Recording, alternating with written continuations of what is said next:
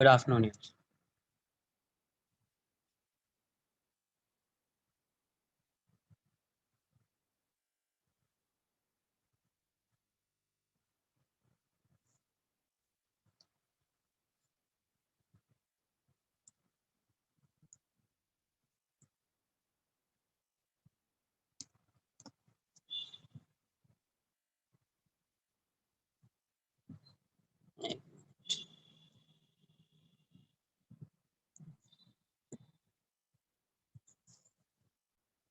आज पढ़ेंगे क्या? Multi block problems. Multi block, yes, multi block problems. ये कहीं पे ऐसा लिखा होगा, block over block problems, block over block problems. तो ये मल्टी ब्लॉक प्रॉब्लम में क्या होता है?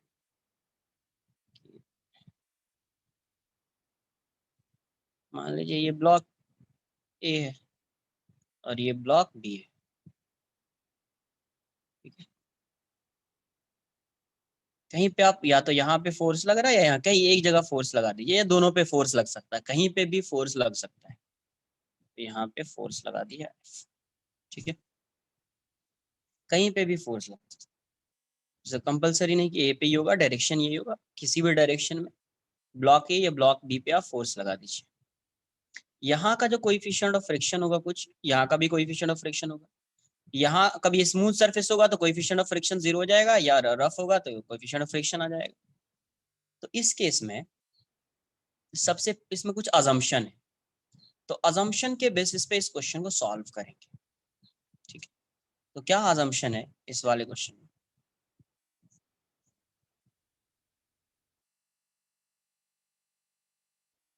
अजम्पशन है, स्टेप 1 बोला, ऐसा बोला। प्रॉब्लम सॉल्विंग टेक्टिक्स इसका क्या है? Problem solving tactics. Solving tactics क्या है इसका, उसको समझ लेते हैं। तो स्टेप 1, फर्स्ट स्टेप क्या है? अब अगर मैं मान लूं, है ना, assume that there is no relative motion between blocks. तो इसके और इसके बीच अगर कोई रिलेटिव मोशन नहीं है, it means you can assume both block as a system. Clear? अगर आप इसके बीच कोई रिलेटिव मोशन नहीं होगा, मतलब एक्सेलरेशन दोनों का सेम है। अगर एक्सेलरेशन सेम है, इसका मतलब ये हुआ पहले दोनों रेस्ट में था, अब मूव कर रहा है तो एक्सेलरेशन सेम है। एक्सेलरेशन सेम है, इसके मीनिंग क्या हो गई? इसका मतलब ये हो गया कि दोनों ब्लॉक को आप सिस्टम अज्यूम कर सकते हैं।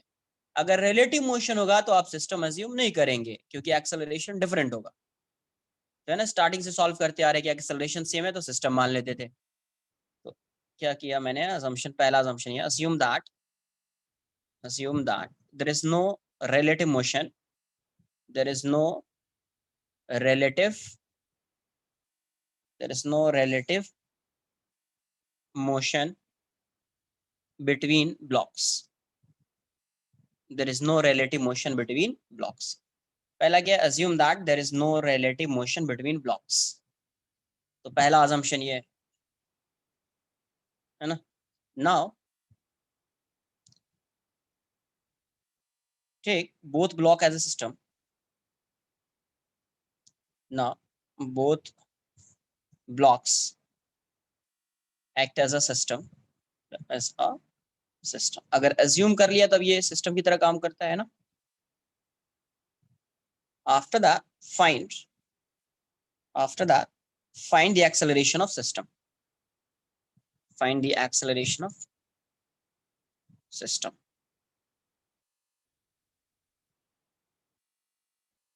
acceleration of system क्या किया? assume that there is no relative motion between blocks, now both blocks act as a system, after that find the acceleration of system।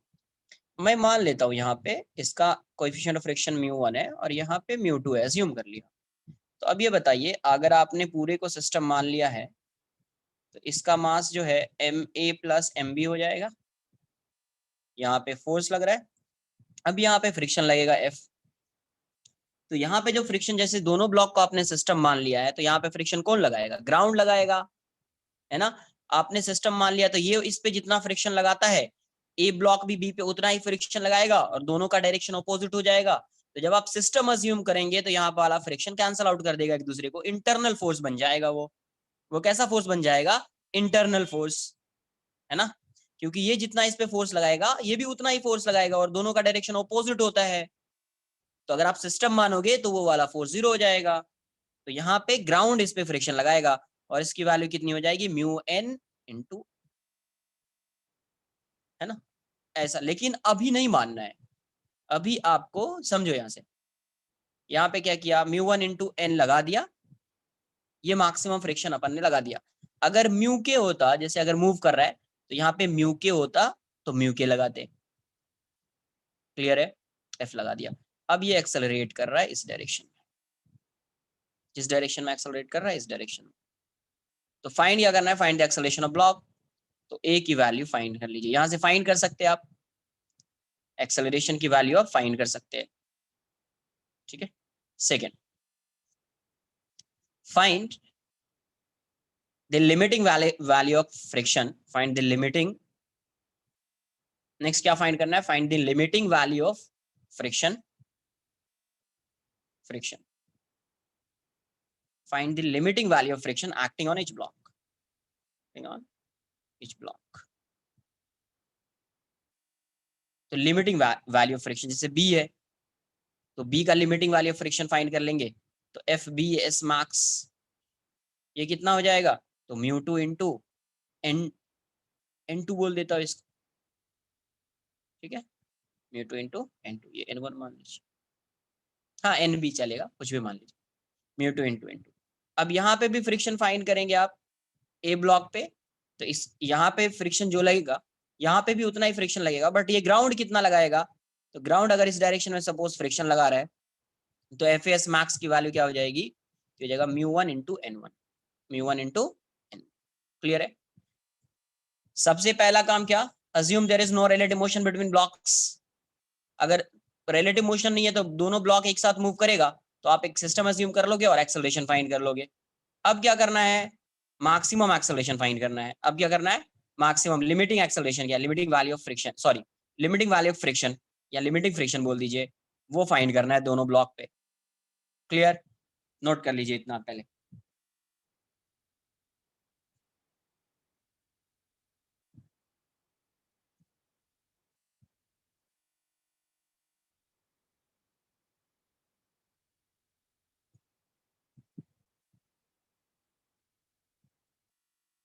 Normal reaction, अरे friction होता है क्या है? म्यू इंटू एन ना, तो N क्या रहा होगा यहाँ पे? नॉर्मल ही रहा होगा ना यार। नहीं नहीं, एन टू खुद से, एन टू, हाँ एन टू तो होगा mass into, yes N two की वैल्यू क्या हो जाएगी? M into G, mass of B, है ना। वो आएगा क्वेश्चन के साथ समझ में आएगा, बट आप समझ लीजिए कि नॉर्मल क्या है, कैसे फाइंड कर रहे हैं, प्रोसेस समझिए सिर्फ, फाइंड तो कर ही लेंगे।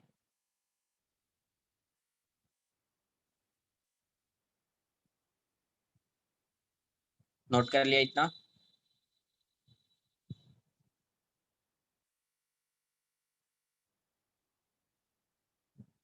ठीक है, नोट करो थोड़ा फास्ट।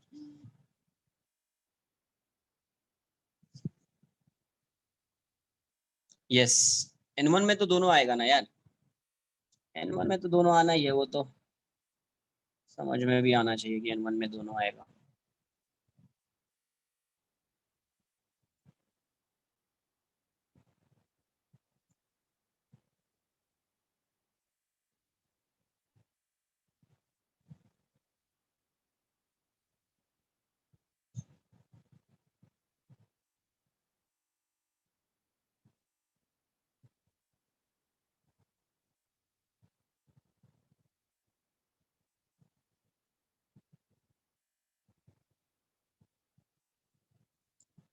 अरे यहाँ पे नहीं, ये बताओ, ये ब्लॉक जो है तो इसका एम जी आएगा डाउनवर्ड डायरेक्शन में, इसका नॉर्मल ग्राउंड लगाएगा, और ये ए बी और ए कांटेक्ट में है ना, तो बी भी तो नॉर्मल लगाएगा ना यार, ऐसा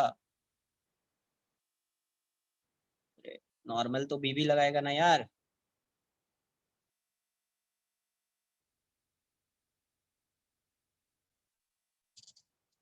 बता देता हूँ कैसे नॉर्मल फाइंड करना, नोट कर लिया इसको।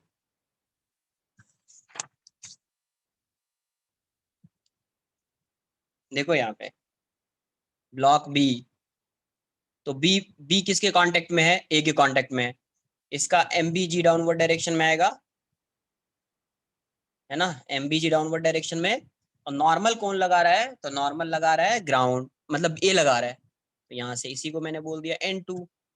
अब एफ बी डी ऑफ ए बनाएंगे, तो ए का एफ बी डी क्या आएगा, ये आएगा M1G, ग्राउंड इस पे एक नॉर्मल लगाएगा, और ये बी के कांटेक्ट में है, तो जैसे ये ए बी पे नॉर्मल लगा रहा है, तो बी भी ए पे नॉर्मल लगाएगा, ये हो जाएगा N2।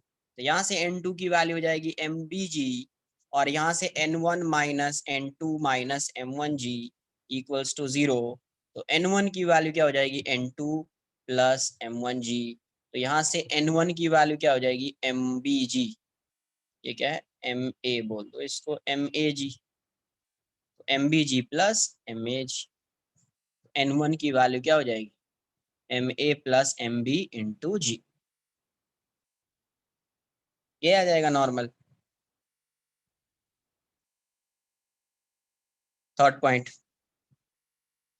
तो ये जो फ्रिक्शन आया आपका, लिमिटिंग फ्रिक्शन, जो आपका F लिमिटिंग आ रहा है, FS मैक्स, यही है ना limiting friction, limiting friction.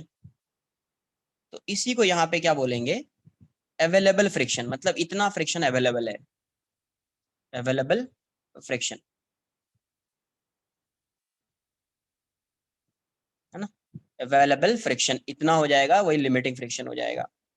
Third, find find the value of required friction, find the value of required friction, required friction for no relative motion, for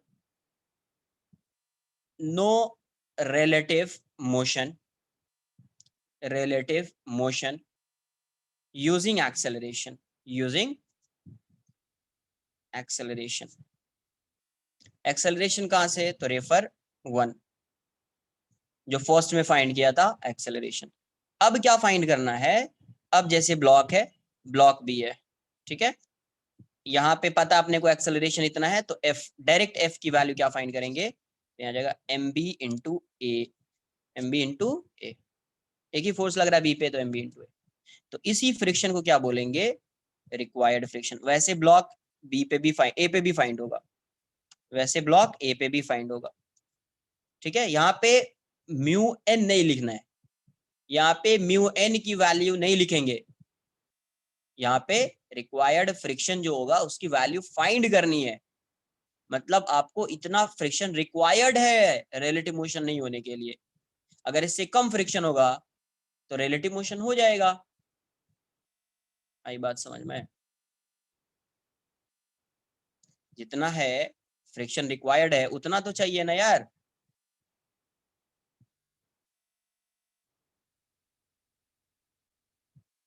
उतना है या उससे ज्यादा है तो रिलेटिव मोशन होगा, उससे कम होगा तो रिलेटिव मोशन नहीं, रिलेटिव मोशन नहीं होगा, और इससे कम होगा तो रिलेटिव मोशन होगा, क्योंकि जितना है उतना तो चाहिए अभी। तो क्या करेंगे, कैसे फाइंड करना है ये, जो अपन ने फर्स्ट स्टेप में एक्सेलरेशन फाइंड किया है, उस एक्सेलरेशन का यूज करेंगे, और ये वैल्यू इस ब्लॉक के लिए भी और सेकेंड ब्लॉक के लिए भी, इस ब्लॉक के लिए भी यहाँ पे एफ की वैल्यू जो आनी है, यहाँ पे जो फोर्स लग रहा था, यहाँ पे आपका जो फ्रिक्शन यहाँ आना है, F1 बोल दीजिए इसको, इसको F2 बोल दीजिए, तो यहाँ से F2 फाइंड करेंगे, फिर रिलेट करेंगे, देखते हैं क्या आएगा। क्लियर है, नोट कर लो इतना पहले।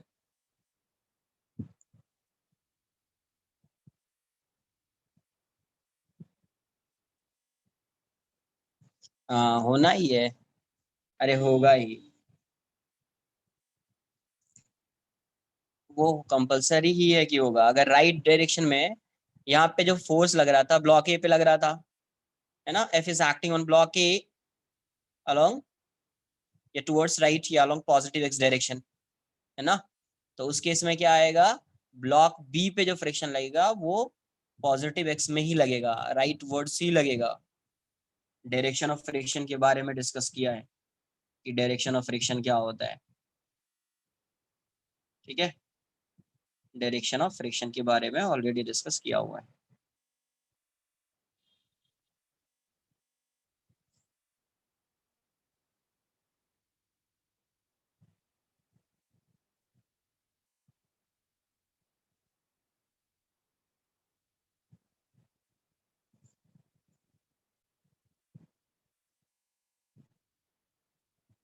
तो फर्स्ट स्टेप क्या है, अज्यूम करना है there is no relative motion between blocks. तो अगर रिलेटिव मोशन नहीं है तो सिस्टम मान लेंगे, सिस्टम मान लिया तो you have to find the value of acceleration of the system. Second thing क्या है, find the value of limiting friction acting on the block, मतलब you have to find the value of FS max. Third क्या है, find the value of required friction using acceleration, है ना, for no relative motion, और no relative motion. Clear. Fourth point में क्या आएगा, compare करेंगे। इसका जो फोर्थ पॉइंट आएगा इसमें case 1, when fs max is greater than, when fs max is greater than equal to f required। जो थर्ड, ये सेकेंड स्टेप में फाइंड किया, ये थर्ड में, ये सेकेंड स्टेप में फाइंड किया, ये थर्ड में। इसमें क्या है, रेफर 2, रेफर 3, ये किस में फाइंड किया, थर्ड में, ये किस में फाइंड किया, सेकेंड स्टेप में। तो when fs max is greater than equal to f required, अगर मैक्सिमम फ्रिक्शन जो है, जो लिमिटिंग फ्रिक्शन है या अवेलेबल फ्रिक्शन है, इसी को बोलते थे अवेलेबल फ्रिक्शन, तो आप ऐसे ही बोल सकते हैं F available is greater than equal to F required. F required ऐसा है, इफ देन, मतलब जितना आपको चाहिए ना उतना है या उससे ज्यादा है, इसका मतलब रिलेटिव मोशन नहीं होगा, then the above assumption is correct। above assumption is correct. जो फर्स्ट वाला assumption लिया है वो करेक्ट है, correct. It means there is no relative motion, there is no relative motion between blocks, between blocks। तो इस केस में जो फ्रिक्शन कितना होगा, friction acting on the block कितना आएगा, friction acting on the block, ये जो फ्रिक्शन होगा वो एफ की वैल्यू जो होगी वो स्टैटिक फ्रिक्शन हो जाएगा। कैसा होगा, static in nature, static friction. और इस फ्रिक्शन की वैल्यू कितनी होगी, तो एफ की वैल्यू, स्टैटिक फ्रिक्शन है ना, तो मैक्स के इक्वल तो होना नहीं है, तो जितना एफ रिक्वायर्ड है कब होगा इक्वल, जब एफ रिक्वायर्ड के इक्वल होगा तभी होगा। तो इस केस में कितना चाहिए तुमको, जो फ्रिक्शन है वो एफ एस मैक्स के इक्वल चाहिए, उससे कम चाहिए। तो इक्वल होगा तो F required F S max के इक्वल हो जाएगा, कम होगा तो एफ रिक्वायर्ड ही लगेगा। तो ज्यादा बेटर है क्या लिखना, F equals to F required. जो फ्रिक्शन एक्ट करेगा उसकी वैल्यू कितनी होगी, रिक्वायर्ड फ्रिक्शन के इक्वल होगी, रिक्वायर्ड फ्रिक्शन के इक्वल होगी। केस 2, फ्रिक्शन जीरो थोड़ी होगा, फ्रिक्शन कैसे जीरो हो गया, ये बताओ। ये ब्लॉक ऐसा है, अगर इसके बीच फ्रिक्शन जीरो हो जाएगा तो ये ब्लॉक कैसे मूव करेगा, इस ब्लॉक का एफबीडी बनाओ, एक्स डायरेक्शन में कौन फोर्स लगाएगा,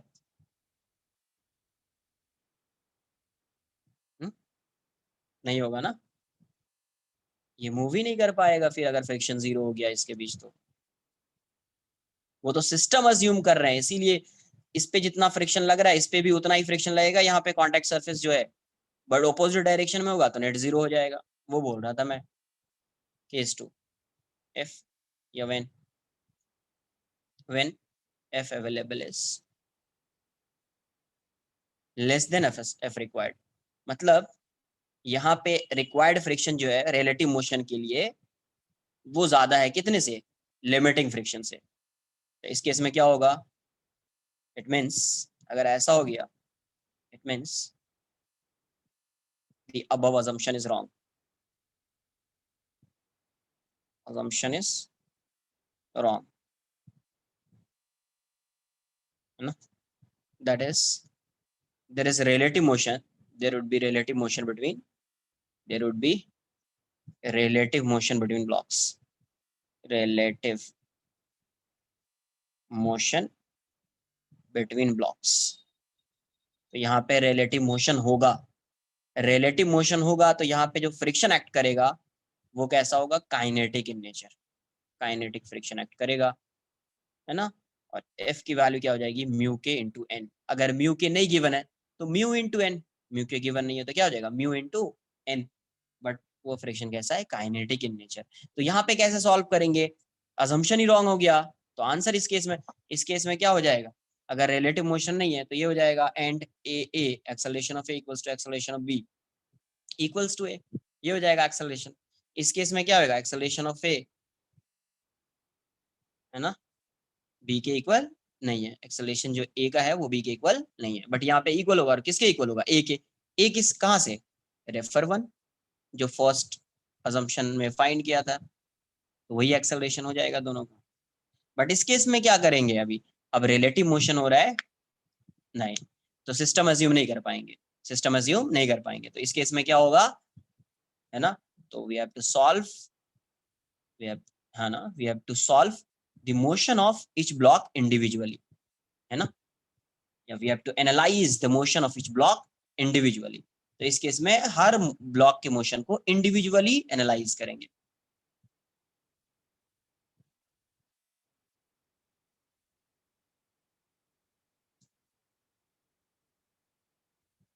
यहां तक नोट कर लो पहले, फिर क्वेश्चन से धीरे धीरे समझ में आएगा क्या अभी तक किया था ये।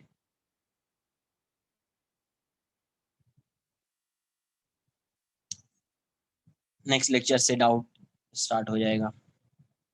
केस वन में क्या बोला, देखो यहाँ से इफ, यहाँ पे when F S max is greater than equal to F required, तो ये रेफर टू है, ये रेफर मतलब जो फर्स्ट वाला अजम्पशन था, ये सेकंड वाला, और ये थर्ड में जो फाइंड किया, सेकंड में जो फाइंड किया वो, थर्ड में जो फाइंड किया वो, वही मैं यहाँ पे लिख रहा हूँ। इफ एफ अवेलेबल का मतलब क्या है, limiting friction is greater than equal to F required, मतलब आपके पास कितना न्यूटन है, मान लीजिए 10 न्यूटन है, आपके पास कितना न्यूटन फोर्स है, 10 न्यूटन फ्रिक्शन है, और आपको चाहिए 8 न्यूटन या अप टू 10 न्यूटन चाहिए, 0 1 2 3 4 5 6 7 8 9 10, 10 तक चाहिए, तो 10 तक चाहिए तो आपके पास है ना यार 10 न्यूटन, 10 भी होगा तो चलेगा, 8 9 तो होगा तो चलेगा ही।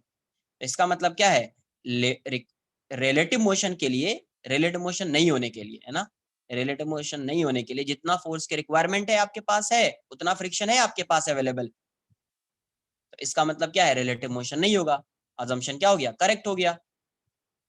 तो रिलेटिव मोशन अगर नहीं होगा, मतलब यहाँ फ्रिक्शन जो एक्ट कर रहा होगा, रिलेटिव मोशन नहीं होता है, जहाँ पे टेंडेंसी होती है वहां पे कौन सा फ्रिक्शन एक्ट करता है, स्टैटिक फ्रिक्शन। कौन सा फ्रिक्शन एक्ट करता है, स्टैटिक फ्रिक्शन, है ना, वहां पे कौन सा फ्रिक्शन एक्ट करेगा, स्टैटिक फ्रिक्शन एक्ट करेगा। तो इस केस में फ्रिक्शन की वैल्यू रिक्वायर्ड फ्रिक्शन के इक्वल हो जाएगी, तो यहाँ से acceleration of A equals to acceleration of B इतना हो जाएगा। when f available is less than f required, then it means the assumption is wrong, that is there would be relative motion between blocks। इस case में friction जो act करेगा that would be kinetic in nature, और इसकी value क्या होगी, mu के into N, acceleration of ए और एक्सेलरेशन ऑफ बी ये दोनों डिफरेंट होगा। अभी आएगा ना, सब आएगा, एग्जाम्पल आएगा, सब आएगा एक ही साथ। अभी अजम्पशन लिखा रहा हूँ, पहले अजम्पशन तो मतलब ये जो स्टेप्स है ये सब लिखा रहा हूँ, पहले एक बार नोट कर लो, फिर तो आएगा ना एग्जाम्पल, कि एक फर्स्ट अजम्पशन लिया उसके बाद एग्जाम्पल करा दूं, नहीं होगा ना फिर। देख लीजिए इसके पहले वाला पेज ये है, सेकंड पेज, लास्ट पार्ट देखिए।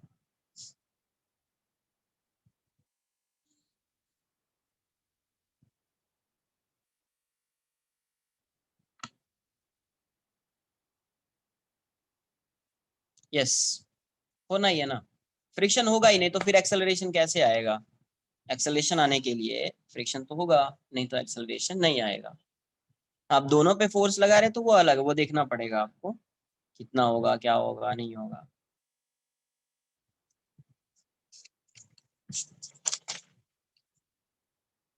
इस केस में क्या होगा, in this case the motion of, in this case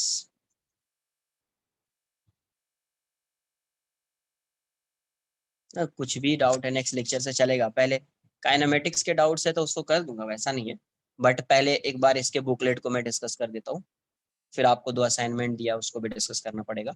in this case the motion of each block, the motion of each block is analysed separately. इसमें क्या करते हैं, दोनों के मोशन को अलग अलग एनालाइज किया जाता है, अलग अलग एनालाइज किया जाता है। अब यहाँ से A1 की वैल्यू फाइंड कर लीजिए, B की एक्सेलरेशन ऑफ A और एक्सेलरेशन ऑफ B फाइंड कर लीजिए। तो अब क्वेश्चन से स्टार्ट कर देते हैं। देख लो यहाँ पे क्या है,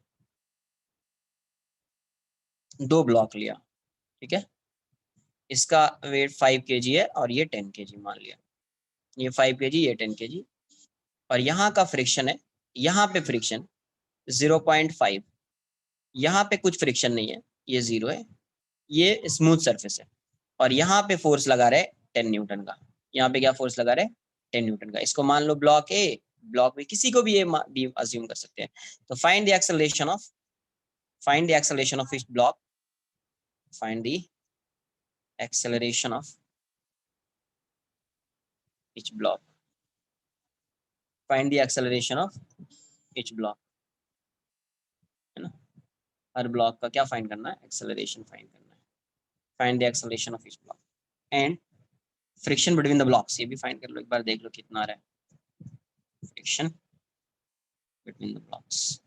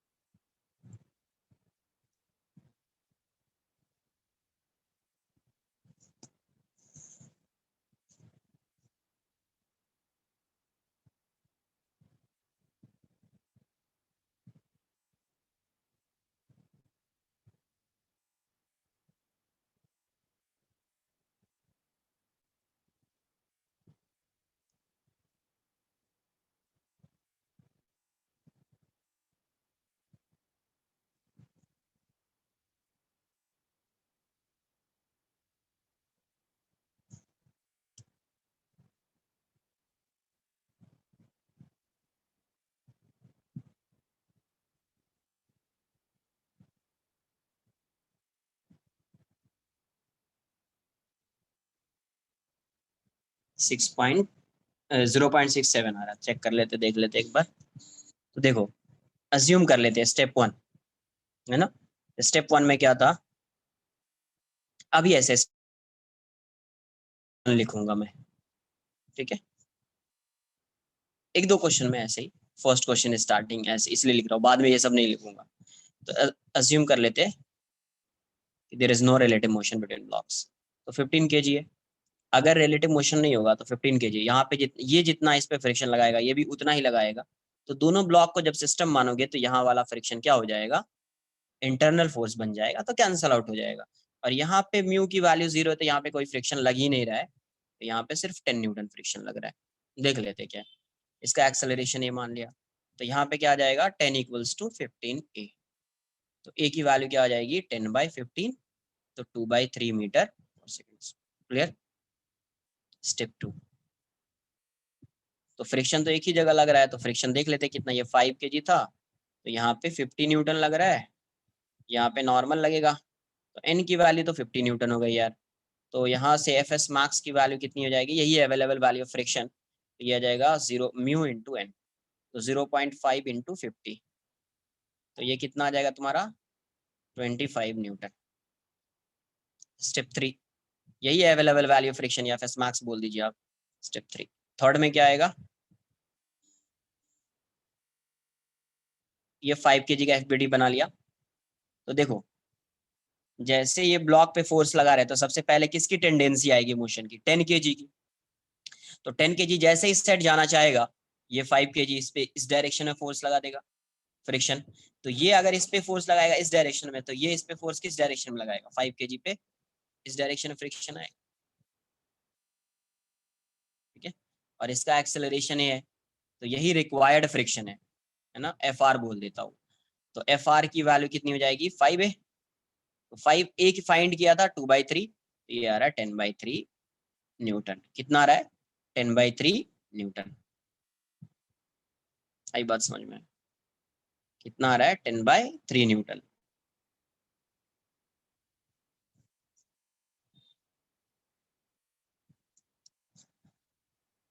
सबसे पहले क्या किया, दोनों को एक सिस्टम अज्यूम कर लिया, तो 15 kg हो जाएगा। तो जैसे आप सिस्टम अज्यूम करोगे, यहाँ इन दोनों के बीच का जो फ्रिक्शन रहा होगा, जितना इस पे फ्रिक्शन लगेगा उतना इस पे लगेगा, तो वो कैंसल आउट हो जाएगा, है ना। तो ए की वैल्यू हो जाएगी, सेकंड में एफ एस मैक्स हो जाएगा। अब थर्ड में क्या फाइंड करना है, थर्ड में क्या बोला था, find the value of required friction for no relative motion, है ना, यूजिंग एक्सेलरेशन। तो एक्सेलरेशन कितना आया था, तो 2/3 मीटर पर सेकंड स्क्वायर आया था फर्स्ट स्टेप में। यहाँ पे इसी एक्सेलरेशन को यहाँ पे यूज करेंगे, तो इस पे डायरेक्शन ऑफ फ्रिक्शन कैसा होगा, ऐसा होगा। बताया है फर्स्ट लेक्चर में ही आपको, या सेकंड लेक्चर में, डायरेक्शन ऑफ फ्रिक्शन। ये 10 kg है, ये 5 kg है। तो यहाँ पे फोर्स लगाओगे तो टेंडेंसी पहले किसके मोशन की आएगी, इसकी। तो जैसे ही आगे मूव करना चाहेगा, 5 kg वाला स्पेस डायरेक्शन में फ्रिक्शन लगाएगा। तो अगर 5 kg वाला स्पेस डायरेक्शन में फ्रिक्शन लगा रहा है, तो 10 kg वाला स्पेस डायरेक्शन फ्रिक्शन लगाएगा। तो 10 kg स्पेस डायरेक्शन में फ्रिक्शन लगाएगा। इसी को मैंने क्या बोल दिया, एफ आर। यहाँ पे क्या हो गया, एफ आर। तो एफ आर की वैल्यू क्या हो जाएगी, एक ही फोर्स है, तो net force equals to mass into acceleration. तो 5 इंटू ए, तो 5 इंटू 2/3, तो ये कितना जाएगा, 10/3 न्यूटन। कितना जाएगा, 10/3 न्यूटन। तो ये स्टेप 3 हो गया। अब इसको रिलेट करते हैं।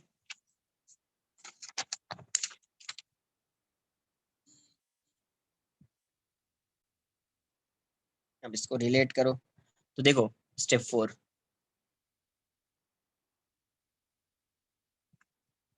स्टेप 4 ऐसे हो गया, देखो यहाँ से ये ए है, इस साइड लग रहा है 10 न्यूटन का फोर्स। तो ये बी है, या यही, ये ए है, ये बी है।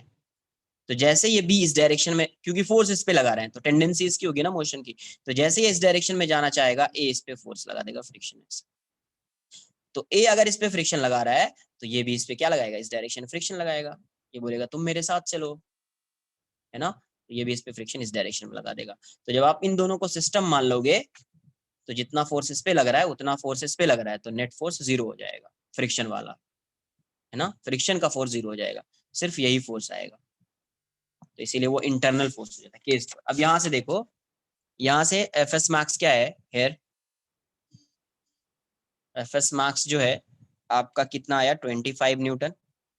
और एफ आर कितना आया है, 10/3 न्यूटन। मतलब क्या है, it means F S max is greater than F R. इसका मतलब क्या हो गया, it means there is no relative motion between blocks, क्योंकि मैक्सिमम फ्रिक्शन जो है वो रिक्वायर्ड फ्रिक्शन से ज्यादा है। तो it means there is no relative motion between relative motion between blocks. There is no relative motion between blocks. मतलब assumption क्या है, करेक्ट है। assumption करेक्ट है, तो a A equals to a B equals to a, और a की value कितनी है, 2/3 मीटर पर सेकंड स्क्वायर। एंड फ्रिक्शन किसके इक्वल हो जाएगा, friction acting between the blocks is F equals to F R. और ये कितना आया, 10/3। तो आंसर कितना आ जाएगा, friction between blocks is 10/3 Newton. और इसका नेचर कैसा है, तो स्टैटिक इन नेचर। नेचर कैसा है, स्टैटिक इन। क्लियर।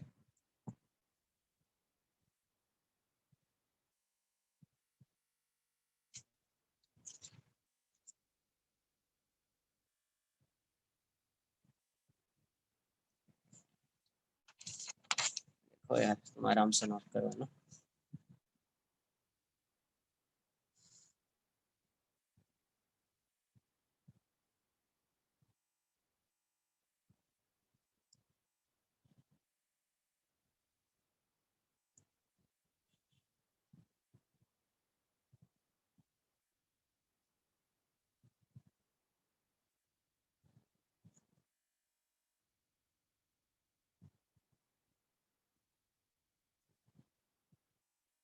तब तो सिंपल है ना, तब तो कुछ अजम्पशन ही नहीं लेना है ना।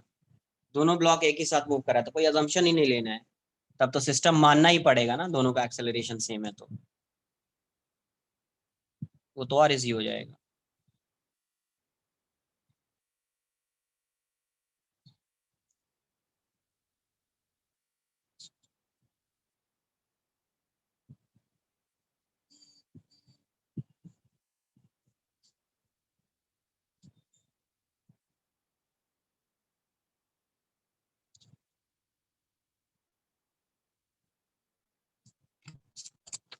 नेक्स्ट क्वेश्चन देखो, ये मान लो 3 kg है और ये आपका 2 kg है। यहाँ पे जो म्यू की वैल्यू 0.2 है और यहाँ पे जो फोर्स लग रहा है 10 न्यूटन का लग रहा है। यहाँ पे कोई फ्रिक्शन नहीं है। ये ब्लॉक ए है, ये ब्लॉक बी है। Fine, find the acceleration of blocks.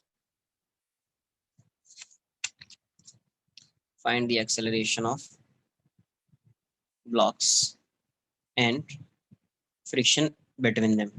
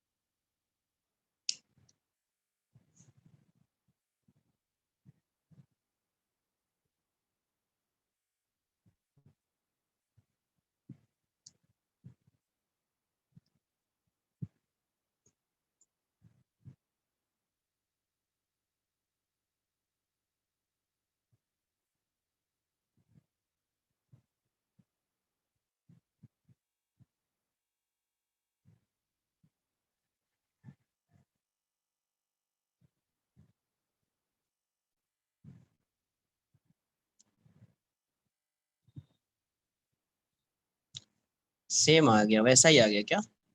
एक मिनट रुको, 20, रुको एक मिनट, 20 तो मैं चेंज कर दूंगा थोड़ा सा कुछ। 20 0.24 आ जाएगा। 2 इसको 1 मान लो, इसको 1 मान लो, तो इसको 1 करो तो भी सेम आएगा क्या? 0.1 करो, 0.1 करो,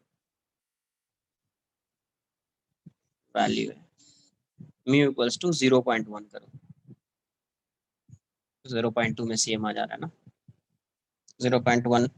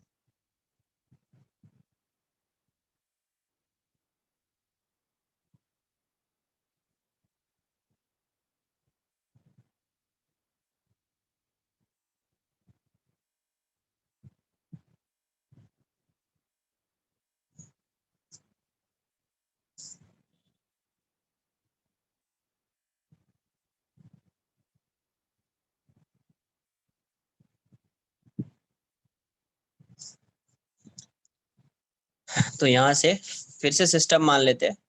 सिस्टम मानेंगे तो ये 5 kg हो जाएगा। 10 न्यूटन है, यहाँ पे तो कुछ है नहीं, तो कोई ओपोजिंग फोर्स लगेगा नहीं। एक्सेलरेशन ये मान लेते, तो ए की वैल्यू कितनी जगह 10/5, तो 2 मीटर पर सेकेंड स्क्वायर आ गया। देख लेते कितना आ रहा है। 2 मीटर पर सेकेंड स्क्वायर आ गया। सेकेंड केस में फर्स्ट मार्क्स फाइंड करना पड़ेगा, तो ये ब्लॉक है, ये 2 kg है, तो 20 न्यूटन इस साइड आ रहा है, नॉर्मल इस साइड आएगा, तो एन की वैल्यू 20 न्यूटन आ जाएगी। तो यहाँ से लिमिटिंग फ्रिक्शन जो होगा वो म्यू इंटू एन, तो 0.1 इंटू 20, तो 2 न्यूटन हो जाएगा, है ना? कितना आ जाएगा? 2 न्यूटन। स्टेप 2 हो गया। स्टेप 3 में क्या जानना है इसमें? इतना तो सिंपल है। सिस्टम मान लिया, यहाँ पे कोई फ्रिक्शन है नहीं, फ्रिक्शन नहीं है, तो जब आप सिस्टम मानोगे तो ये वाला जो फ्रिक्शन लग भी रहा होगा कैंसल आउट कर देगा एक दूसरे को, इंटरनल फोर्स बन जाएगा वो।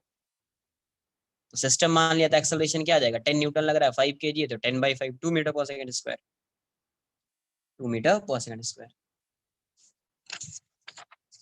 सेकेंड स्टेप में क्या है, नहीं तो ऐसे लिखो तुम, अभी ऐसे ही लिखो, स्टेप 1, स्टेप 2, बट बार बार ये स्टेप 1, स्टेप 2, स्टेप 3, थर्ड वाले स्टेप में क्या आएगा, अब ब्लॉक ये 2 kg है, तो ये 3 kg पे फोर्स लग रहा है, तो 3 kg वाले की टेंडेंसी इस डायरेक्शन में इस डायरेक्शन में जाने के, तो फ्रिक्शन इस डायरेक्शन में लगेगा, तो 3 kg इस पे फ्रिक्शन किस डायरेक्शन में लगाएगा, इस डायरेक्शन में। और ये कितने एक्सेलरेशन से जा रहा है, ए से, तो यहाँ से यही एफ आर है, तो एफ आर की वैल्यू क्या हो जाएगी, 2a, तो 2 इंटू ये वैल्यू कितनी है, 2 है, तो 2 इंटू 2, तो एफ आर हो गया 4 न्यूटन। स्टेप 4, तो इस केस में क्या है यार, F S max is 2 Newton, F R is 4 Newton. इसका मतलब क्या हुआ, hence F S max is less than F are, it means there is a relative motion between blocks, it means there is relative motion between blocks, motion between blocks, इसके बीच कैसा motion होगा, तो relative motion होगा। Clear है, कैसा motion होगा, relative. तो अगर रिलेटिव मोशन हो रहा है तो इसका मतलब फ्रिक्शन जो होगा वो कैसा होगा, काइनेटिक फ्रिक्शन, उसकी वैल्यू क्या होगी, म्यू के इंटू एन। म्यू के तो गिवन नहीं है, तो म्यू ही गिवन है, तो म्यू तो 0.2, एन की वैल्यू कितनी 0.1, क्योंकि दोनों सेम ही है, कुछ गिवन नहीं है, तो पता है कि अगर mu is not specified then in that case mu is equals to mu K, और एन की वैल्यू 20, तो ये 2 न्यूटन आ जाएगा, कितना आ जाएगा, 2 न्यूटन। तो फ्रिक्शन कितना एक्ट कर रहा है, 2 न्यूटन कर रहा है। और इस केस में दोनों ब्लॉक को इंडिविजुअली सॉल्व करेंगे, तो ये ब्लॉक भी है, इस साइड फ्रिक्शन कितना लग रहा है, तो यही फ्रिक्शन एक्ट करेगा यहाँ पे, है ना, काइनेटिक फ्रिक्शन, तो ये 2 न्यूटन होगा, और इसका एक्सेलरेशन ए ए ए ए। एक मिनट, ए किसको माना था, बी किसको माना था, हाँ सही है, ए ए। तो इस डायरेक्शन ऑफ फ्रिक्शन इस पे लग रहा है 2 न्यूटन, तो 2 इक्वल्स टू एम इंटू ए, और इसकी वैल्यू कितनी है, 2 kg है ये, तो यहाँ से क्या आ जाएगा, 2 equals to 2 into m a A, यहाँ से एक्सेलरेशन ऑफ ए कितना आ जाएगा, 1 मीटर पर सेकंड स्क्वायर, 1 मीटर पर सेकंड स्क्वायर। इसी तरीका से सेकंड ब्लॉक का मैं सॉल्व करता हूँ, देखो देखो कितना आ रहा है, नोट कर लो।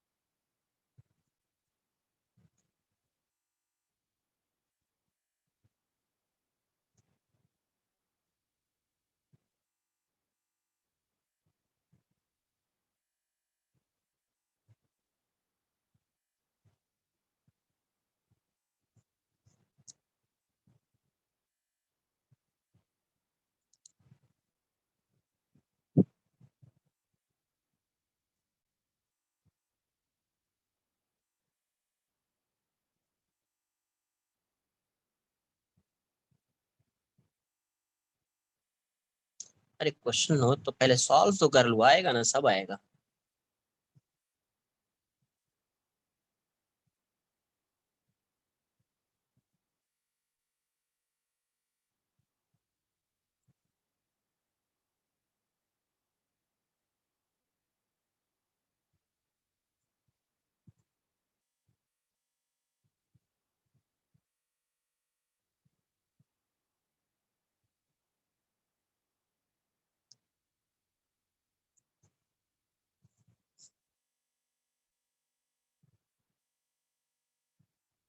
सबका अभी ए का भी फाइंड किया, तो सेकंड का भी फाइंड करेंगे ना, बी का।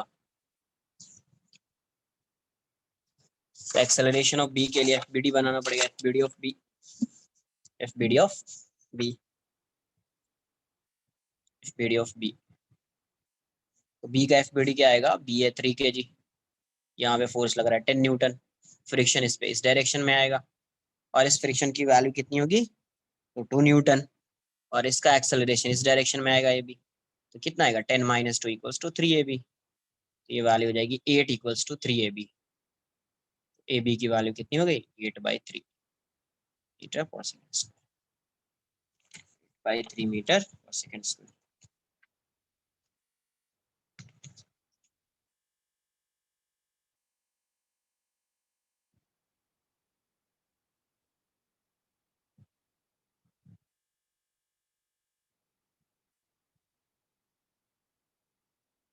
ऑपोजिट डायरेक्शन में बहुत कम चांसेस है। कैसे होगा ऑपोजिट डायरेक्शन में? जब दोनों पे डिफरेंट डायरेक्शन है, फोर्स लग रहा है तो आ सकता है, बट वैसे पॉसिबल नहीं है ना।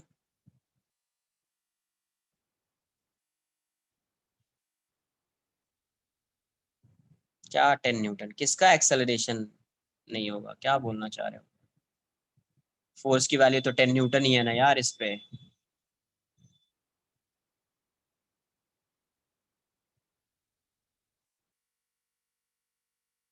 फ्रिक्शन की वैल्यू 10 न्यूटन आएगी तो फिर स्टार्टिंग से करना पड़ेगा ना सॉल्व। फ्रिक्शन की वैल्यू अगर 10 न्यूटन होगा जाएगी तो स्टार्टिंग से सॉल्व करना पड़ेगा। हाँ, इस केस में इफ F = 10 न्यूटन है यहाँ पे सपोज, तो acceleration would be 0, acceleration of block B would be 0।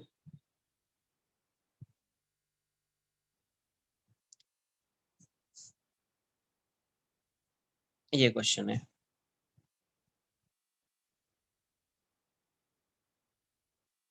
यहाँ पे ये 4 kg है और ये 5 kg। यहाँ पे जो म्यू की वैल्यू म्यू टू इज 0.5, यहाँ पे बोल दिया म्यू1 0.3, और यहाँ पे फोर्स लगा रहे F = 40 newton, block A block B, block A block B, है ना। Find the acceleration of find find the acceleration of block, find the acceleration of blocks and friction between friction between them, find the acceleration of blocks and friction between them।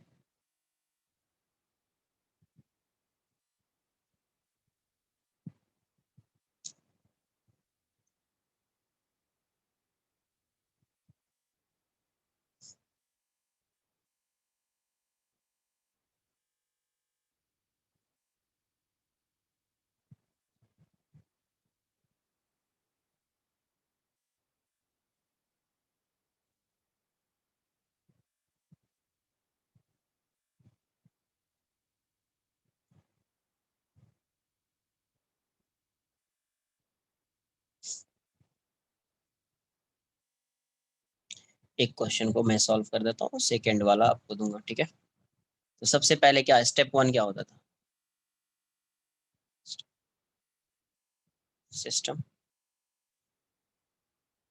9 kg, force लगा दिया 40 Newton का, friction इस side, friction इस side. अब देखो यहाँ पे friction कितना लगा, अब यहाँ पे फ्रिक्शन लगेगा क्योंकि ये है यहाँ पे कोएफिशिएंट है, तो यहाँ इस फ्रिक्शन की वैल्यू क्या होगी म्यू1 × n1 बोल दो। तो म्यू1 कितना है 0.3, n1 पूरा फ्रिक्शन लगाते थे याद है। n1 की वैल्यू यहाँ से क्या आ जाएगी, ये 90 न्यूटन है, तो इसका n1 जो है वो 90 न्यूटन होगा। 90 तो कितना आ जाएगा 27 न्यूटन। क्लियर। तो अब ये जो एक्सेलरेट करेगा ये इस डायरेक्शन में। अब देखो, अब कोई बोलेगा सर आप यहाँ पे ऐसा कैसे लगा रहे हो 27 न्यूटन, पूरा मैक्सिमम फोर्स कैसे लगा रहे हो? मैं क्या मान रहा हूँ कि ये सिस्टम जो है वो एक्सेलरेट कर रहा है। एक्सेलरेट करने का मतलब क्या है कि there is relative motion between this system and ground. तो रिलेटिव मोशन है तो जो काइनेटिक फ्रिक्शन है वही लगेगा, और यहाँ पे सिर्फ म्यू गिवन है, तो एफ एस मैक्स की वैल्यू काइनेटिक फ्रिक्शन के इक्वल हो जाएगी, इसलिए एफ इक्वल्स टू म्यू1 n1 लगा रहे हैं। क्लियर है, क्योंकि ये एक्सेलरेट कर रहा है मतलब रिलेटिव मोशन हो रहा है किसके बीच, ग्राउंड और इस सिस्टम के बीच, ब्लॉक ब्लॉक के बीच नहीं, ग्राउंड और सिस्टम के बीच। इसीलिए ग्राउंड जो है वो तो काइनेटिक फ्रिक्शन लगाएगा, तो ये हो जाएगा। तो अब यहाँ से एक्सेलरेशन अगर फाइंड करना है तो कितना आएगा 40, इस डायरेक्शन में लग रहा है, इस डायरेक्शन में 27, तो -27 इक्वल्स टू 9a, तो 13 इक्वल्स टू 9a, तो a की वैल्यू कितनी आ गई 13/9 मीटर पर सेकंड स्क्वायर। तो ये तो अजम्पशन है पहला, स्टेप 1 है ना, स्टेप 1 से आया 13/9 मीटर पर सेकंड स्क्वायर, इतना नोट कर लीजिए।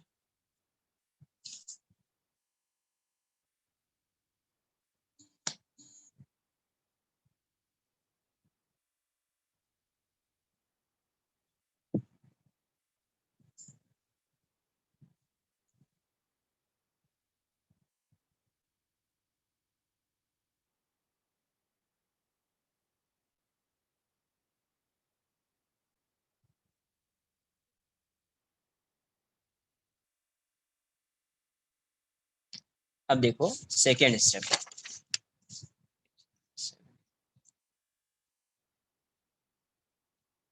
स्टेप 2। अब मैक्सिमम एक्सेलरेशन फाइंड करना है, तो ये ब्लॉक है, ये कितना है ब्लॉक है 4 kg, तो ये 40 न्यूटन हो जाएगा। नॉर्मल N2 बोल दिया तो 40 न्यूटन आ जाएगा। तो यहाँ पे जो फ्रिक्शन लग रहा होगा एफएस मार्क्स किस पे, ए पे, तो वो आ जाएगा आपका कितना, यहाँ का म्यू जो है वो म्यू2 है 0.5, तो म्यू2 इंटू N2 लिख दो, तो 0.5 इंटू 40, तो 20 न्यूटन लग रहा है, ठीक है।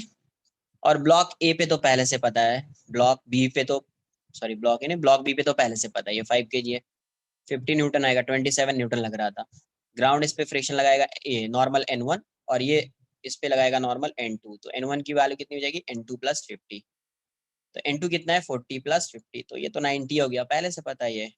यहाँ पे म्यू1 की वैल्यू 0.4 0.3 था ना, 0.3, तो यहाँ से एफ एस मार्क्स कितना आएगा बी पे, तो 0.3 इंटू 90, तो 27 न्यूटन, जो अपन ने फाइंड किया था लास्ट क्वेश्चन फर्स्ट स्टेप में, है ना, 27 न्यूटन। तो स्टेप 2, स्टेप 3,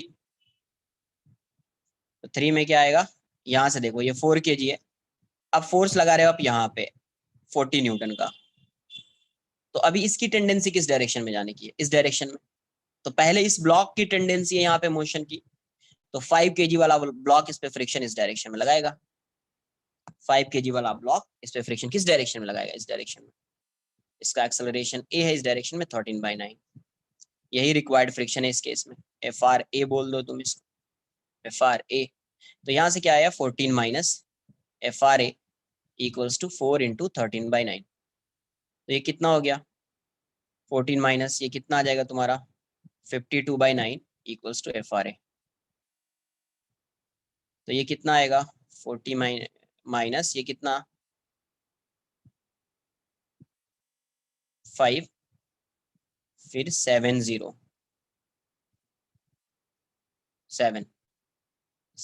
8 मान लेता हूँ एफ आर ए, तो यहाँ से एफ आर ए की वैल्यू कितनी हो जाएगी, कितना आ रहा है 34.22 न्यूटन, 34.22 न्यूटन। अब मुझे ये बताओ, अब सेकंड वाला तो चेक ही नहीं करेंगे, यहीं पे मुझे समझ में आ गया, अगर नहीं आता ये, अगर सेटिस्फाई कर जाता कि हाँ रिलेटिव मोशन के लिए ये फ्रिक्शन है तो रिलेटिव मोशन नहीं होगा, तब मैं 5 जो केजी 5 kg वाला ब्लॉक है उस पर भी चेक करता कि उस पे एफ आर कितना आएगा, उस पे एफ आर की वैल्यू कितनी आएगी। बट यहाँ पे मुझे दिख गया, देखो यहाँ से इस ब्लॉक ए पे एफ एस मैक्स कितना है 20 न्यूटन, इस ब्लॉक ए पे एफ एस मैक्स कितना है 20 न्यूटन, इसी ब्लॉक ए पे एफ आर कितना हो रहा है 34.2 न्यूटन। तो इसमें आगे कुछ नहीं करना बस, नहीं तो आगे भी चेक करता मैं, स्टेप 4। तो यहाँ से क्या है F S max on A is less than F R A, इसका मतलब क्या हुआ there is relative motion, there is relative motion between blocks, मतलब रिलेटिव मोशन यहाँ पे होगा in blocks, there is relative motion between blocks, क्योंकि required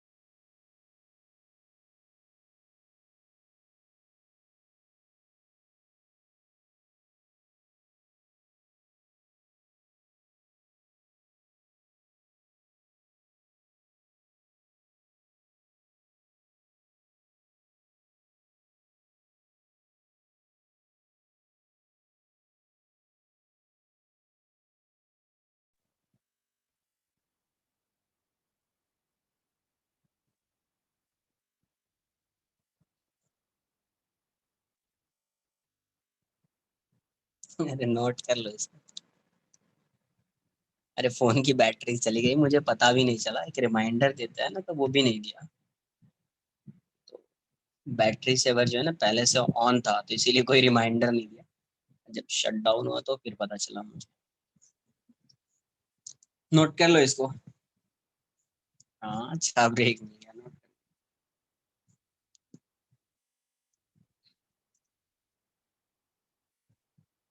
there is relative, यहाँ पे क्या आएगा, रिलेटिव मोशन हो जाएगा। क्या होएगा, रिलेटिव मोशन, है ना। इसको नोट कर लिया ना।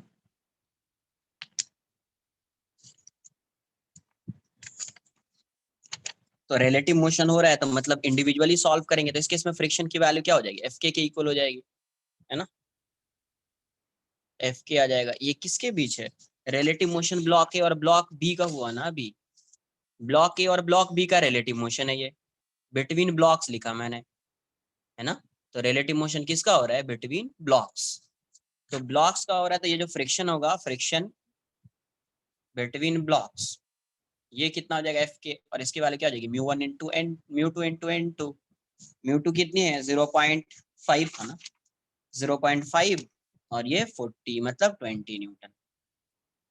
तो फ्रिक्शन बिटवीन ब्लॉक्स तो इतना आ जाएगा 20 न्यूटन, क्योंकि यहाँ पे रिलेटिव मोशन हो रहा है, किसके बीच, ब्लॉक के बीच हो रहा है। अभी सेकेंड ब्लॉक और ग्राउंड के बीच रिलेटिव मोशन हो रहा है या नहीं हो रहा है, वो आगे समझ में आएगा। तो अब देखिए ये ब्लॉक ए था आपका, ब्लॉक ए कितना था 4 kg, यहाँ पे फोर्स आपका लग रहा है कितना 40 न्यूटन, और यहाँ पे जो फ्रिक्शन आएगा 40 न्यूटन, इस साइड लगा देते हैं, ये 40 न्यूटन है। यहाँ पे जो फ्रिक्शन आएगा, इस फ्रिक्शन की वैल्यू कितनी होगी, तो 20 न्यूटन होगी। इस फ्रिक्शन की वैल्यू कितनी होगी, तो 20 न्यूटन होगी, ये वाली 20 न्यूटन। इसका एक्सेलरेशन ए मान लेते हैं। तो अब क्या आएगा यहाँ से, 40 माइनस 20 इक्वल्स टू 4 a। तो यहाँ से क्या आ जाएगा, 20 इक्वल्स टू 4 a। तो ए, एक्सेलरेशन ऑफ ए की वैल्यू कितनी हो जाएगी, 5/4, 5, 20/4, 5 मीटर पर सेकंड स्क्वायर आ जाएगा, 5 मीटर पर सेकंड स्क्वायर। देखो यहाँ से क्या है, अभी यहाँ पे क्या हो रहा है, रिलेटिव मोशन। रिलेटिव मोशन होता है तो उसमें कौन सा फ्रिक्शन एक्ट करता है, काइनेटिक फ्रिक्शन, है ना। तो एफ की वैल्यू क्या हो जाएगी, एफ के कितना आ जाएगा, म्यू के इंटू एन। ये किसके बीच फ्रिक्शन है, friction between blocks, friction between blocks, block के बीच का फ्रिक्शन है ये। तो ब्लॉक के बीच का फ्रिक्शन कितना होगा, mu two into N two 0.5 into 40, तो 20 न्यूटन हो जाएगा। यहाँ पे ये है ना 5 kg, ये 4 kg, तो इसके बीच अभी इन दोनों का रिलेटिव मोशन हो रहा है, तो यहाँ का फ्रिक्शन देख रहे हैं, तो यहाँ का फ्रिक्शन है ये, कहाँ का, यहाँ का फ्रिक्शन है ये वाला। तो कितना आ रहा है 20 न्यूटन। तो ब्लॉक ए पे, ब्लॉक ए का देख लो, अब ब्लॉक ए पे फोर्स लग रहा है इस डायरेक्शन में, यहाँ पे 40 न्यूटन लग रहा था, तो ये इस डायरेक्शन में जाएगा, मूव कराओगे तो ये इस पे फ्रिक्शन इस डायरेक्शन में लगाएगा, ऑपोजिट डायरेक्शन में। तो फ्रिक्शन लग रहा है ऑपोजिट डायरेक्शन में, कितना 20 न्यूटन लगेगा। ये इस डायरेक्शन में एक्सेलरेट कर रहा है, तो 40 माइनस 20 इक्वल्स टू 4 a। तो 40 माइनस 20 इक्वल्स टू 4 a। तो ए की वैल्यू कितनी आ जाएगी, 20/4 मतलब 5 मीटर पर सेकंड स्क्वायर। अब ब्लॉक बी का देख लेते हैं, ये ब्लॉक बी है, ब्लॉक बी 5 kg है। अब देखो यहाँ पे जो है फ्रिक्शन, ब्लॉक बी यहाँ पे फ्रिक्शन कितना लगा रहा है 20 न्यूटन, तो ये ब्लॉक ए इस पे फ्रिक्शन इस साइड कितना लगाएगा, 20 न्यूटन। कितना लगाएगा, 20 न्यूटन। अब मुझे ये बताओ, यहाँ पे ये जो ग्राउंड है, ग्राउंड जो है, तो ग्राउंड इस पे यहाँ पे फ्रिक्शन कितना लगा सकता था मैक्सिमम, 27 न्यूटन। कितना लगा सकता था, 27।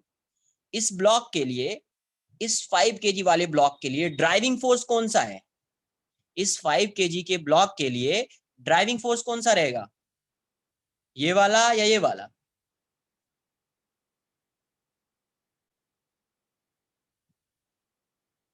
अरे इस 5 kg की ये वाला 20 न्यूटन है ड्राइविंग फोर्स, तो यही है ना इसका ड्राइविंग फोर्स यहाँ पे। तो अब मुझे ये बताइए कि अगर इस 5 kg वाले ब्लॉक पे इस डायरेक्शन में फोर्स लग रहा है 20 न्यूटन, बट यहाँ पे मैक्सिमम फ्रिक्शन कितना है, यहाँ पे एफ एस मैक्स की बात करोगे इस पॉइंट पे, तो यहाँ पे जो ग्राउंड लगाएगा वो 27 न्यूटन लगाएगा। मतलब यहाँ पे क्या हो गया, F S max is greater than driving force ना।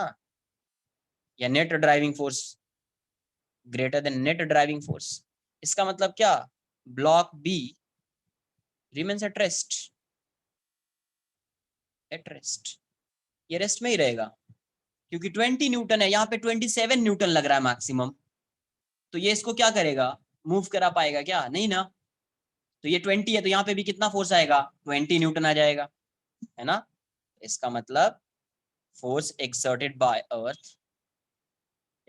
by earth on block B, on block, इसका मतलब यहाँ पे एक्सेलरेशन तो 0 आ जाएगा, on block B, तो ये कितना हो जाएगा, F की वैल्यू 20 न्यूटन, है ना, F डैश बोल दीजिए।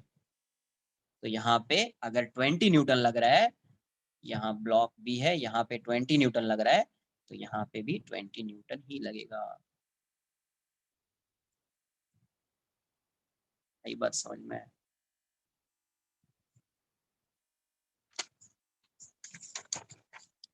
स्टेप 1 फिर से समझो जिसको नहीं समझ में आया। स्टेप 1 सिस्टम मानना है, सिस्टम मान लिया, यहाँ पे फोर्स लग रहा है, यहाँ पे फ्रिक्शन है, तो ग्राउंड बेस पे यहाँ पे कोएफिशिएंट ऑफ फ्रिक्शन दिया हुआ है, तो ग्राउंड बेस पे फ्रिक्शन लगाएगा। तो इसको देखते हुए आप एक्सेलरेशन फाइंड कर लीजिए। तो स्टेप 1 में क्या फाइंड करना है, एक्सेलरेशन ऑफ ब्लॉक, ये acceleration of system. Second step में दोनों जगह पे maximum value of friction find कर लीजिए, लिमिटिंग फ्रिक्शन यहाँ पे भी और यहाँ पे भी, ग्राउंड कितना लगा रहा है इस पे वो भी फाइंड कर लीजिए, और ये ब्लॉक इस पे कितना लगा रहा है वो भी फाइंड कर लीजिए। थर्ड स्टेप, अब क्या करना है, थर्ड स्टेप में क्या बोला था, find the value of required friction for no relative motion. तो अब एक्सेलरेशन जो आया था ये आपका 13/9 मीटर पर सेकेंड स्क्वायर, ये किसके लिए आया था, when there is no relative motion between blocks, उसके लिए आया है ना यार। ये 13.9 मीटर पर सेकेंड स्क्वायर ये किसके लिए आया है, जब रिलेटिव मोशन नहीं होगा तब। तो जब रिलेटिव मोशन नहीं होगा तो उसके लिए फ्रिक्शन की कितनी रिक्वायर, मतलब कितना फ्रिक्शन रिक्वायर्ड है वो देखना पड़ेगा। तो अब क्या किया, 4 kg का बनाया और यहाँ पे 40 न्यूटन का फोर्स लग रहा है, एक्सेलरेशन इतना है, इसका फ्रिक्शन इस डायरेक्शन में FR लिखेंगे।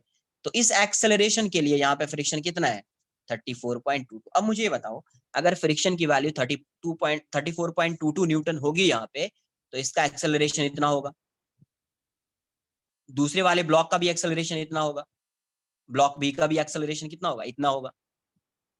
इसका मतलब कोई रिलेटिव मोशन नहीं होगा, है ना। तो यहाँ पे मैक्सिमम आपके पास फ्रिक्शन है कितना, तो 20 न्यूटन था। ए पे, ब्लॉक ए पे फ्रिक्शन, मैक्सिमम फ्रिक्शन था कितना, 20 न्यूटन। चाहिए कितना, 34.22। इसका मतलब है आपके पास उतना फ्रिक्शन नहीं है जितना रिक्वायर्ड है ना। तो F available is less than F required, required friction ज्यादा है, आपके पास फ्रिक्शन कम है। इसका मतलब क्या हुआ, there is a relative motion between blocks, there is relative motion between blocks, block के बीच रिलेटिव मोशन होगा। तो ब्लॉक के बीच अगर रिलेटिव मोशन होगा तो उसको इंडिविजुअली सॉल्व करना पड़ेगा, है ना।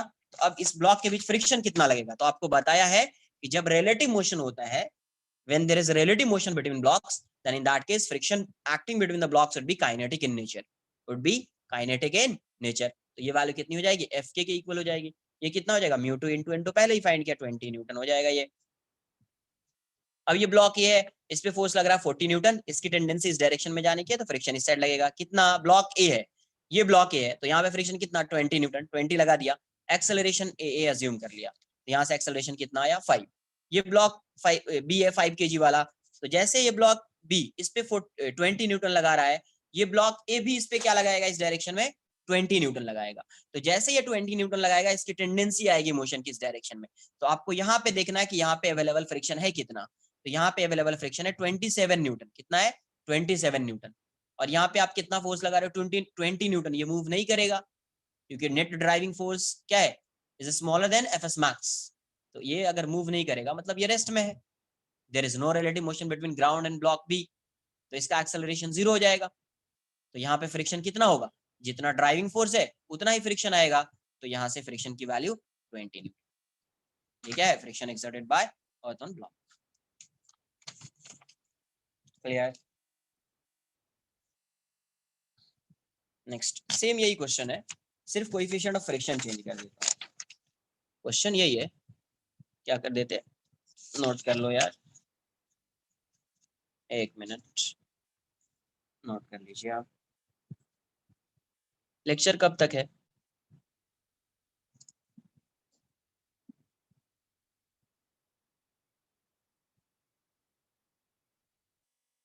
4:30 की 5 है।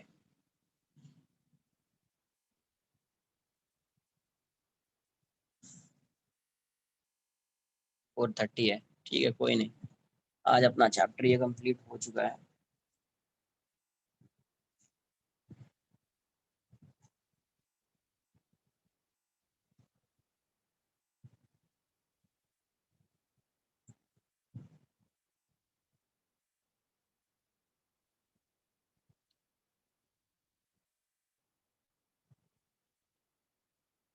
डन। अब देखो यहाँ पे एक और क्वेश्चन कर लो, फिर एक बस एक उसके बाद एक क्वेश्चन दूंगा ऐसे ही समझने के लिए कि आ रहा है कि नहीं आ रहा है। क्वेश्चन तो बहुत सारे हैं इसमें। सेम वही है, ये 5 kg है, ये 4 kg है। फोर्स लग रहा है F = 40 न्यूटन। यहाँ का जो कोइफिशिएंट ऑफ फ्रिक्शन है μ2 और यहाँ का जो μ1 है, μ1 की वैल्यू हो गई 0.1, μ2 है 0.8। ए बी सेम वही क्वेश्चन है। Find the acceleration of block, find the acceleration of blocks and friction between them. mu1 is 0.1. Yes, mu1 is 0.1. mu2 is 0.8. Friction between them. Friction between them.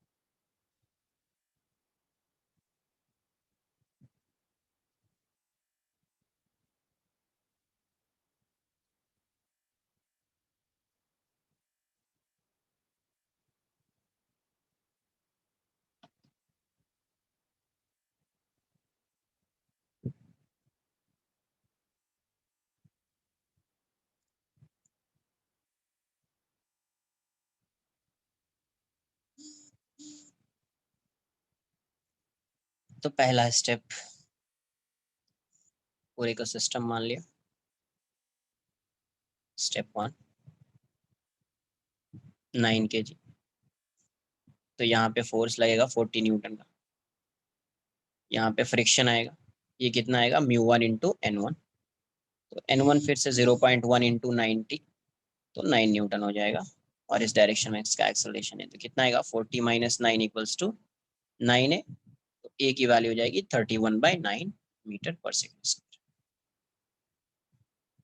Step 2,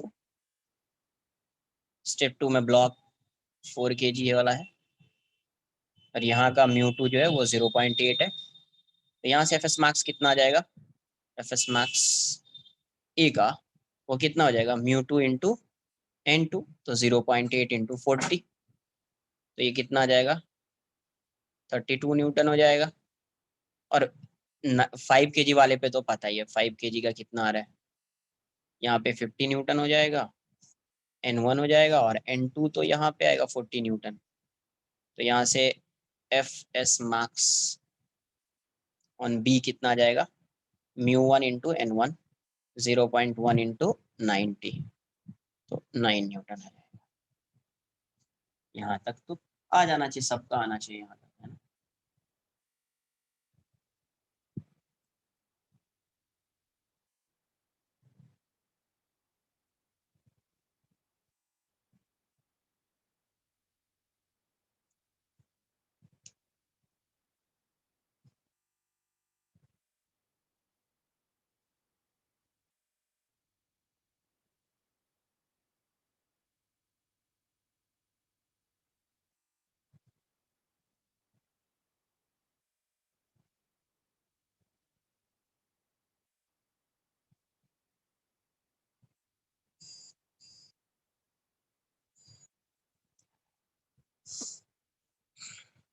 done. इतना तो आया होगा सबको समझ में यार, इसमें तो कोई डाउट नहीं होना चाहिए।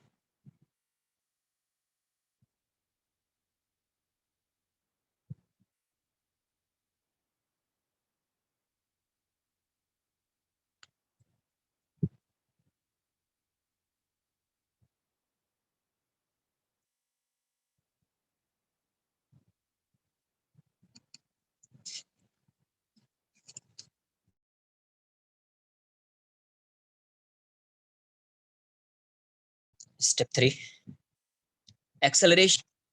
एक्सेलरेशन का यूज करना है ना, और फिर फाइंड करना है। तो एक्सेलरेशन का ये ब्लॉक ए है, ये 4 kg है, यहाँ पे फोर्स लग रहा है 40 न्यूटन का। एफ आर ए फ्रिक्शन है, इसका एक्सेलरेशन इस डायरेक्शन में कितना है, 31/9 मीटर पर सेकंड स्क्वायर। तो कितना जाएगा 40 minus F R A, 40 minus F R A equals to क्या हो जाएगा 4a। तो 40 minus 4a equals to F R A. F R A की वैल्यू कितनी हो गई, F R A equals to 40 minus 4, 31/9। तो ये कितना आ जाएगा, 40 माइनस 124/9 है ना। तो 40 माइनस ये कितना आएगा, 1343 है ना, 70 26 7078। तो 27.22, 26.22 करेक्ट। इतना न्यूटन आ रहा है, 26.22 न्यूटन। तो देखो यहाँ से, यहाँ पे फ्रिक्शन कितना था, 32 न्यूटन था। एफ एस मार्क्स कितना है, 32 न्यूटन। आ कितना आ रहा है, 26। मतलब रिलेटिव मोशन नहीं होगा दोनों के बीच, दोनों के बीच कोई रिलेटिव मोशन नहीं होगा। अजम्पशन करेक्ट हो गया है ना। स्टेप 4,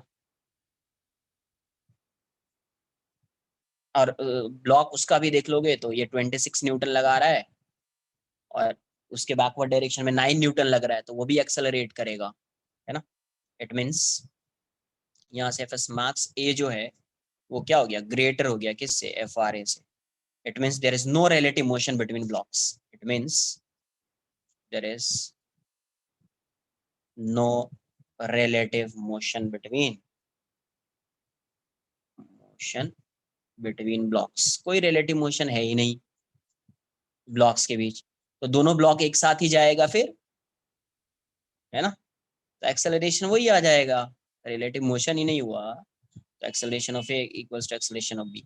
अब किसी को ये लग रहा है कि बी, सर बी वाला चेक करो ना, तो कर लेते हैं। देखो यहाँ से बी, बी पे यहाँ पे कितना है, 26.22 न्यूटन आएगा, और यहाँ पे फ्रिक्शन कितना है, 9 न्यूटन ही है ना। तो ये भी तो एक्सेलरेट करेगा ना इस साइड, है ना। ये 9 न्यूटन है, तो ये ड्राइविंग फोर्स ज्यादा है, तो ये भी एक्सेलरेट करेगा इस केस में, है ना।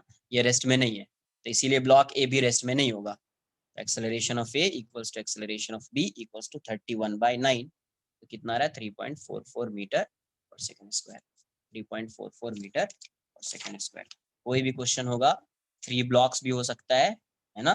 तो कोई भी क्वेश्चन होगा आपसे हो जाना चाहिए, नहीं होगा तो किसी दिन मैं 3 ब्लॉक वाला वो एक बार डिस्कस कर दूंगा। बट एक क्वेश्चन अभी मुझे कुछ बताना है, ग्राफ टाइप का है ना।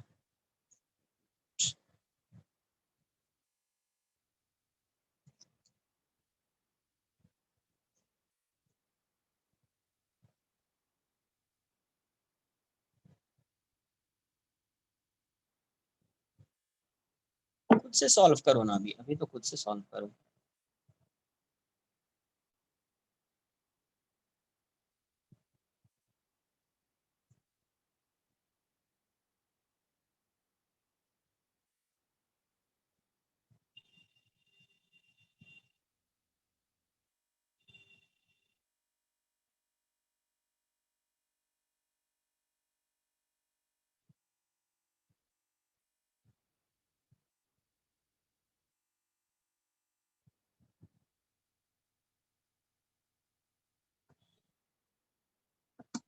नोट कर लिया इसको।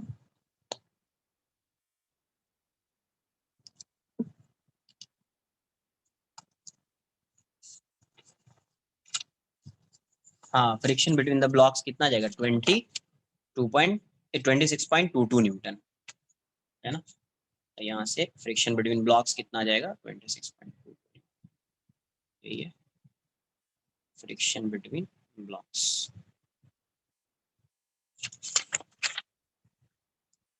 एक क्वेश्चन ऐसा है,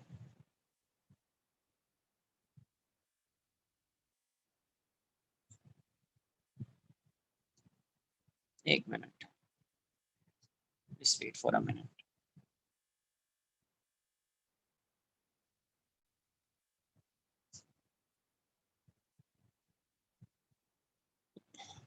हाँ, ये लास्ट क्वेश्चन है आज का, क्योंकि टाइम हो रहा है तो अभी छोड़ दूंगा तुमको। ये ब्लॉक बी है, ब्लॉक ए, आपको तो वो आ गया ना समझ में यार, block B, block A. Block A is placed on block B whose mass is greater than that of A. तो एम बी जो है, mass of B is greater than mass of A. There is a friction between blocks, इसके बीच friction है। अभी पता नहीं वो म्यू एस है, म्यू के है, क्या है, बट फ्रिक्शन दिया हुआ है। मैं स्टेटमेंट लिख दूंगा, है ना। ऐसा दिया हुआ है, ये ब्लॉक है, यहाँ पे एक फोर्स लगा रहे पी, हॉरिजॉन्टल फोर्स, क्वेश्चन में ये दिया हुआ है, there is friction between, there is friction between blocks while the ground is smooth, while the ground is smooth. A horizontal force, a horizontal force F increasing linearly, increasing linearly with time, मतलब F जो है time का function है, तो आप F को ऐसा लिख सकते हैं, F इक्वल्स टू के टी, वेर के इज कॉन्स्टेंट, है ना, क्योंकि लीनियरली इंक्रीज हो रहा है, increasing linearly with time, with time, begins to act on A, on A.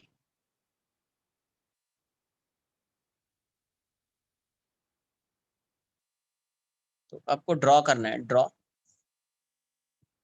A1 and A2, है ना, of A and B respectively, respectively against time, against time, एक ही साथ ड्रॉ करना है दोनों का एक्सेलरेशन अगेंस्ट टाइम। कैसा होगा, क्या होगा, एक साथ ड्रॉ करना है, ठीक है।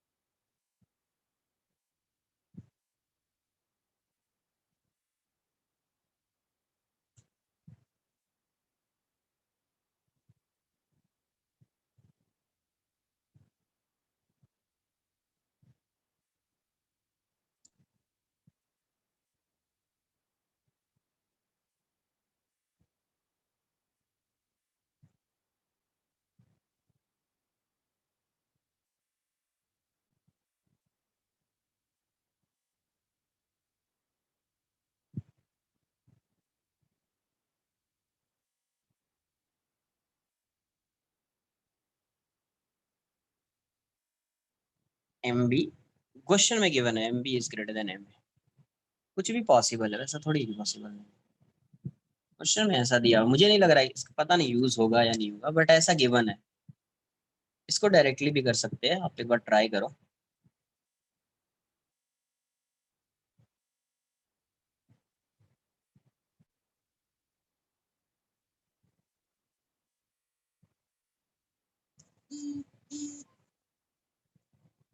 ट्राई कीजिए एक बार, देखिए।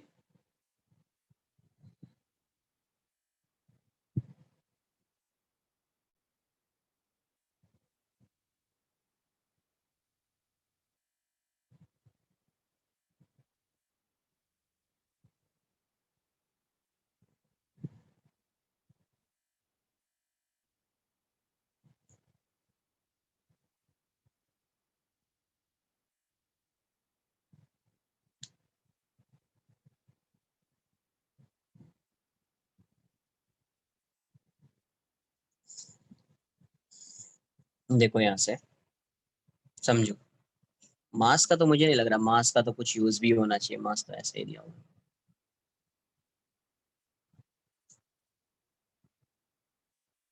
यहाँ से देखो ए है, ये बी है, इसका लेंथ ज्यादा है, ये वाला जो लेंथ है ना, ये इनफाइनाइट मान लो, बहुत लेंथ है, ऐसे समझ लो।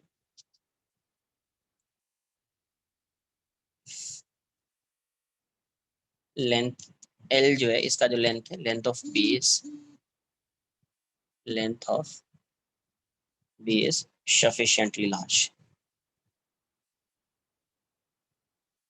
is sufficiently large, इतना दिया हुआ। अब देखो यहाँ समझो, ये ब्लॉक ए है, ये ब्लॉक बी है, और यहाँ पे फोर्स लगा रहे एफ, यहाँ पे फोर्स क्या लगा रहे एफ। अब मुझे बताओ इनिशियली क्या होगा। इनिशियली जैसे इस पे फोर्स लगाओगे, फोर्स इंक्रीज होता जाएगा, ये वाला है ना। तो ये फोर्स जैसे जैसे इंक्रीज होगा, इसका एक्सेलरेशन क्या रहेगा।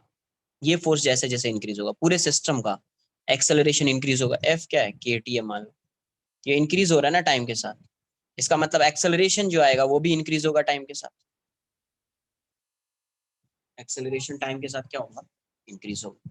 अब मुझे ये बताओ स्टार्टिंग में क्या रहेगा, स्टार्टिंग में दोनों एक साथ जाएगा, क्योंकि एक्सेलरेशन कम है, स्टार्टिंग में एक्सेलरेशन कम है, तो एफ रिक्वायर्ड कम आएगा। स्टार्टिंग में एक्सेलरेशन कम है, जैसे ब्लॉक बी है, तो ब्लॉक बी पे एफ आर, इस एफ फोर्स तो इस साइड आएगा फ्रिक्शन वाला, ये ऐसे जा रहा है तो ये इस पे फ्रिक्शन लगाएगा, ये इस पे फ्रिक्शन लगाएगा तो ये वाला आएगा। तो एक्सेलरेशन अगर कम होगा तो रिक्वायर्ड फोर्स कम होगा, एफ आर की वैल्यू कम होगी, एफ आर कम होगी मतलब एफ एस मैक्स से स्टार्टिंग में एफ एस मैक्स ग्रेटर होगा एफ आर से स्टार्टिंग में। तो स्टार्टिंग में दोनों ब्लॉक कैसे जा रहा होगा, एक ही साथ जा रहा होगा, एक साथ जा रहा होगा, बट एक्सेलरेशन तो टाइम के साथ इंक्रीज कर रहा होगा। तो एटी का ग्राफ बनाओगे तो इनिशियली यहाँ से यहाँ तक दोनों का एक्सेलरेशन ऐसा ही रहेगा,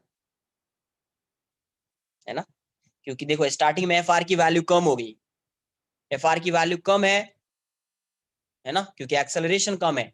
एफ आर क्या होगा, mass into acceleration, acceleration time के साथ इंक्रीज हो रहा है। सॉल्व करके ऐसा आएगा ग्राफ, बट ऐसे समझ लीजिए। तो एफ आर की वैल्यू कम होगी, मतलब दोनों एक साथ मूव करेंगे, एक साथ मूव करेंगे, दोनों का एक्सेलरेशन सेम हो जाएगा। अब एक इंस्टेंट आएगा जहां पे एक्सेलरेशन अगर ज्यादा हो गया, तो एफ आर की वैल्यू क्या होगी, एफ एस मैक्स से ज्यादा हो जाएगी। एफ आर की वैल्यू एफ एस मैक्स से ज्यादा हो जाएगी। क्लियर। अगर एफ एस मैक्स से ज्यादा हो गई है, तो अब रिलेटिव मोशन आ जाएगा दोनों ब्लॉक के बीच। अरे हाँ या ना, अभी रिलेटिव मोशन आ गया, तो ये ब्लॉक ए है और ये ब्लॉक बी है। तो अब मुझे बताओ, अगर रिलेटिव मोशन आ गया तो इस पे कौन सा फोर्स एक्ट करेगा, काइनेटिक। यस, यहाँ पे एफ के एक्ट करेगा, यहाँ पे भी एफ के। अच्छा एफ के की वैल्यू तो कांस्टेंट होगी ना यार, काइनेटिक फ्रिक्शन तो कांस्टेंट होगा ना। तो अगर काइनेटिक फ्रिक्शन कांस्टेंट हो गया, तो ब्लॉक बी का एक्सेलरेशन क्या हो जाएगा, इसका ये कांस्टेंट हो गया, तो इसका एक्सेलरेशन क्या हो जाएगा, कांस्टेंट हो जाएगा। इसका मतलब कुछ टाइम के बाद इसका एक्सेलरेशन ऐसा बन जाएगा, ये a2 हो जाएगा। लेकिन यहां से देखो, ये f के कांस्टेंट रहेगा, बट f जो है वो इंक्रीज होता जाएगा, ये फोर्स जो है इंक्रीज होता जाएगा, बट ये तो कांस्टेंट है, तो इससे इंक्रीज होता ही जाएगा, होता ही जाएगा। इसका मतलब इसका एक्सेलरेशन इंक्रीज होता रहेगा, इसका एक्सेलरेशन इंक्रीज होता रहेगा, है ना।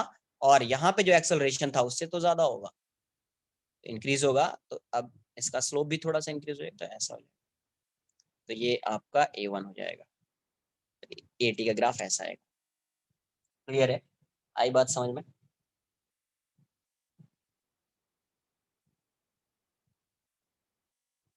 अरे हाँ या ना, नोट कर लो।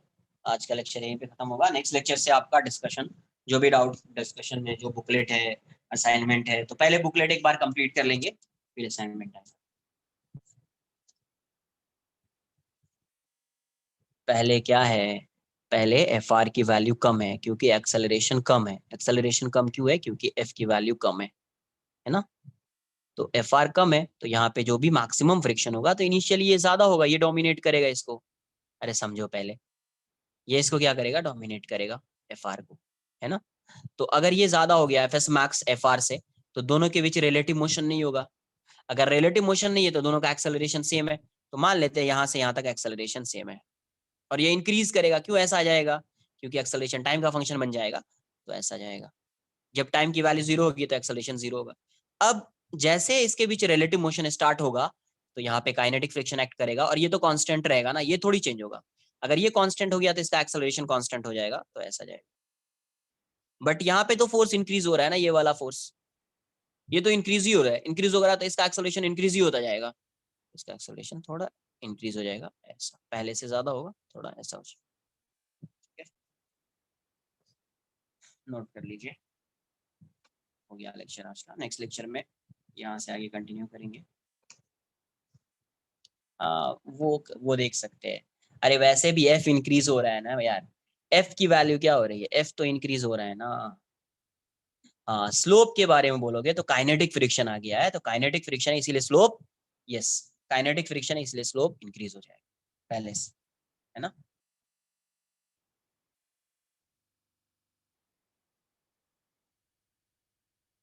तो नेक्स्ट लेक्चर से बुकलेट सॉल्विंग, ठीक है। चलो bye bye, take care. Friction हो चुका है आपका, 2-3 लेक्चर जो भी मिलेगा उसमें डिस्कस करेंगे।